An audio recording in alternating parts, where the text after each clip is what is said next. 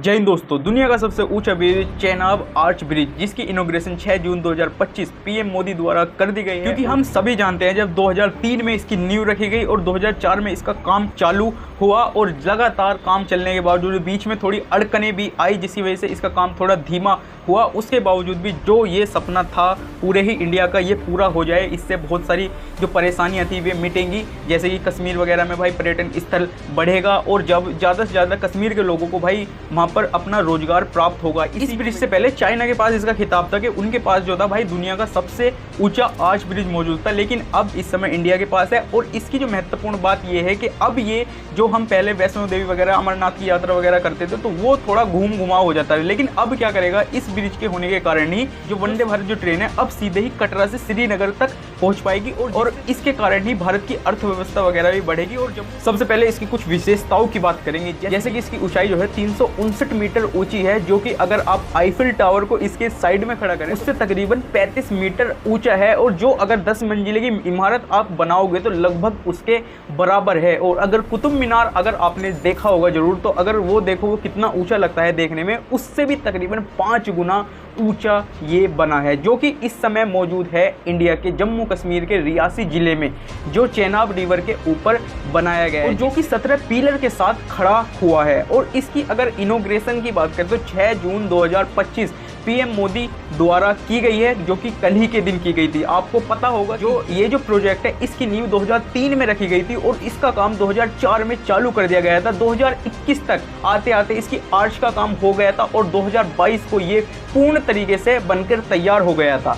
इसके बाद बस इसकी इनॉग्रेशन बाकी थी, जो कि कल हो गई। बादल फटे या तूफान आए इस पे कोई प्रभाव नहीं पड़ेगा, -14 डिग्री तक झेल लेगा। इसकी अगर मैं पूरी ही बात करूँ 13 से 15 किलोमीटर तक ये लंबा है। इसकी अगर आप तूफान झेलने की बात करें तो 266 किलोमीटर प्रति घंटे की स्पीड से अगर तूफान आता है तो ये उसे भी झेल लेगा। अगर मैं इनके तूफान के बारे में पहले आपको बताता चलूँ, 63 किलोमीटर प्रति घंटे की स्पीड से तूफान आता है, एक नॉर्मल श्रेणी में आ जाता है। जो 118 किलोमीटर प्रति घंटे की स्पीड से तूफान आता है वो थोड़ा गंभीर श्रेणी में आ जाता है। और जो तीसरे नंबर का तूफान आता है, जिसे हम कहते हैं सुपर चक्रवर्ती तूफान, वो भी 221 किलोमीटर प्रति घंटे की स्पीड से आता है। तो ये इसकी कुछ महत्वपूर्णताएं थी। अगर इसके बारे में और भी आपको मैं थोड़ी थोड़ी विशेषताएं और बताता चलूँ तो यहीं पर पूरी तरीके से विस्फोट प्रूफ है। और ये इस पे अगर जो भी ट्रेन चलेगी वो 100 किलोमीटर प्रति घंटे की स्पीड से इसके ऊपर से गुजरेगी। अब इसकी और कुछ अलग अलग बिंदुओं के बारे में बात करेंगे, जैसे इसके फायदे हो गए या इसमें लगी हुई लागत या अन्य तरीके के बिंदु। उधमपुर, बारामूला और श्रीनगर रेल लिंक परियोजना का एक महत्वपूर्ण हिस्सा है जो, और ये पुल बनने के बाद से ही ये क्या करेगा भाई, भारत के जितने भी इलाके हैं जो रेल के माध्यम से जहां हम जा सकते हैं उन्हें कश्मीर की घाटी से जोड़ेगा, जिससे वहां का पर्यटन वगैरह बहुत सारी चीजों में फायदा होगा। वो हम आगे चल के बात करेंगे इसकी बारे में। अगर मैं इसके साथ साथ ही इसकी लागत की भी बात करूं तो यहाँ पर लागत आई है इसे पूरे ही पुल को बनाने में 1486 करोड़ की लागत लगी है। इतनी लागत लगने का एक कारण ये भी हो सकता है क्योंकि भाई ये पूरे ही दुनिया में जितनी भी चुनौती वाली जगह होती हैं तो वे वहाँ पर कुछ भी काम होता है, मैन्युफैक्चर वगैरह किसी भी तरीके का कार्य होता है तो वहाँ पर एक तो टाइम बहुत लगता है, उसके साथ साथ पैसा भी ज़्यादा लगता है। क्योंकि जैसे हमें पता है चिनाब रिवर के ऊपर बना है और साइड में सारी हिमालय वगैरह वाली पहाड़ियाँ मौजूद है, तो उसके कारणवश इसमें इतना टाइम और इतना लागत भी लगी है।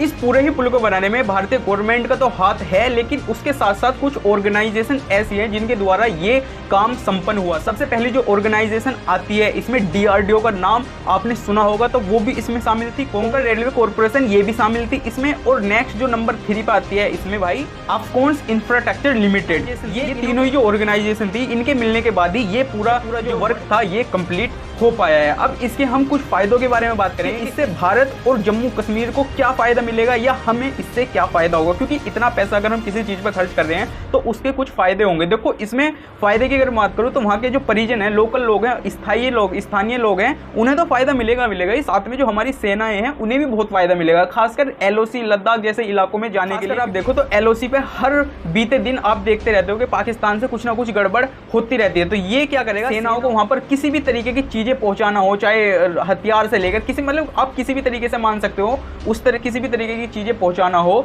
तो वो क्या करेगा, ये बिल्कुल सरल तरीके से करेगा। हम जो देखते हैं भाई, जब सर्दियों के मौसम में यहाँ पे बर्फबारी वगैरह जो होती थी, उसके कारण जो लोकल सड़कें वगैरह थी वहाँ बर्फ जम जाता था, उसके कारण वहाँ के लोकल लोगों को या सेना के लोगों को वहाँ पर पहुँचने में, कश्मीरी घाटी में पहुँचने में बहुत समय व्यतीत होता था। और इसके कारणवश अगर आप देखो तो इंडियन रेलवे जो है वो कितना कम चार्ज करती है, और जाकि बस के जो किराया वगैरह होता है वो थोड़ा हाई होता है। तो इससे जो वहाँ के लोकल स्थानीय लोग हैं उन्हें थोड़ी किराए वगैरह में भी थोड़ी मदद मिलेगी, और जो सेना है उन्हें तो मिलनी है ही। क्योंकि स्थानीय लोगों को भाई क्यों मदद मिलेगी इससे, भाई जब पर्यटन बढ़ेगा तो वहाँ के लोगों को रोजगार वगैरह मिलेगा, किसी भी क्षेत्र में हो, चाहे वो हर क्षेत्र के आगे पीछे, जब वहाँ पर लोग आएंगे जाएंगे तो वहाँ पर भाई रोजगार की संभावना बढ़ेगी। और उससे अगर रोजगार किसी भी देश का या किसी भी जगह का बढ़ता है तो उससे उस देश की GDP वगैरह, इकोनॉमी, उसकी अर्थव्यवस्था पर भी प्रभाव पड़ता है। तो इससे क्या होगा भाई, अर्थव्यवस्था भी हमारी और सुधरेगी। जो हम सपना देख रहे हैं जर्मनी को पीछे छोड़ने का, कहीं ना कहीं ये बहुत कामयाब होगा उस चीज़ को लेकर भी। क्योंकि जब भी हम कश्मीर की घाटी में जाते थे, कश्मीर वगैरह में जाते थे, तो हमें बहुत दिक्कतों का सामना करना पड़ता था, लेकिन अब वे दिक्कतें आपको देखने को नहीं मिलेंगी, क्योंकि वस्तुओं और लोगों की भाई आसान तरीके से आवाजाही होगी, वहाँ पर कोई उन्हें दिक्कत आने की नहीं। तो इसलिए मैं कह रहा हूँ कि ये चीज़ें जो हुई हैं, ये पुल जो बना है, तो ये बहुत अच्छा है। ये चेनाब ब्रिज जो है भाई, ये एक केवल बुनियादी ढांचा के रूप में आप इसे नहीं देख सकते। इसके द्वारा हम अपने देश की टेक्नोलॉजी देख सकते हैं कि हमारे देश में इतनी तकनीक मौजूद हैं कि हम इस तरीके के पुल बना सकते हैं, जो कि पूरे दुनिया को दिखा सकते हैं बना के। क्योंकि अगर देखा जाए तो इससे पहले मैं शुरू में ही बता चुका हूँ, जो सबसे टॉलेस्ट आर्च ब्रिज जो था वो चाइना में मौजूद था, लेकिन अब इंडिया में मौजूद है। अब इससे रिलेटेड हम कुछ भी बात करें यार, कहीं से भी कुछ भी बात करें कि ये वो है, लेकिन हमें सोचना होगा कि हमारी गवर्नमेंट ने कुछ तो ऐसा किया है जो कि सोचा था भाई 2003 में, और वो अब जाकर सपना पूरा हुआ है 2025 में। तो ये एक बहुत बड़ा कार्य था प्रगति पर, जो कि चल रहा था, लेकिन इसकी इनॉग्रेशन भाई कल के दिन होगी, जो मैं आपको बार बार बता रहा हूँ। तो इससे रिलेटेड अगर कुछ भी, अगर आपको पॉइंट्स लगते हैं कि ये पॉइंट छूटा, ये पॉइंट छूटा, तो आप कमेंट्स में बता सकते हैं। क्योंकि मैंने जितने भी पॉइंट्स इससे रिलेटेड हो सकते थे, लंबाई वगैरह सारी चीज़ों के बारे में मैंने आपको बता दी, क्या सहायता प्रदान करेगा कश्मीरी लोगों को खासकर या पर्यटन लोगों को खासकर, तो उसके लिए भी और देश के लिए अर्थव्यवस्था में सुधार लाएगा, गति पहुँचाएगा, वो सारी चीज़ें की बात हमने इस वीडियो में कर लिया पूरी तरीके से। अगर कुछ छूट भी गया है तो आप मुझे बता सकते हैं एक बार, क्योंकि आपका फ़र्ज बनता है बताना भाई। और वीडियो अभी तक मैं सोच रहा हूँ थोड़ी अच्छी जा रही है, व्यूज़ भी अच्छे जा रहे हैं, तो भाई आप और सपोर्ट कर सकते हो प्लीज़। पहली बार कह रहा हूँ इस वीडियो के द्वारा, भाई आप सपोर्ट कर सकते हो, क्योंकि अगर कुछ भी दिक्कत लग रही है और कुछ भी सुधारने की ज़रूरत है तो वो भी आप कमेंट्स करके बता सकते हैं। मैं बार बार यही कहता हूँ भाई कि भाई सपोर्ट करो, बस सपोर्ट करो। आज के लिए इतना ही था, जब तक के लिए राम राम जी।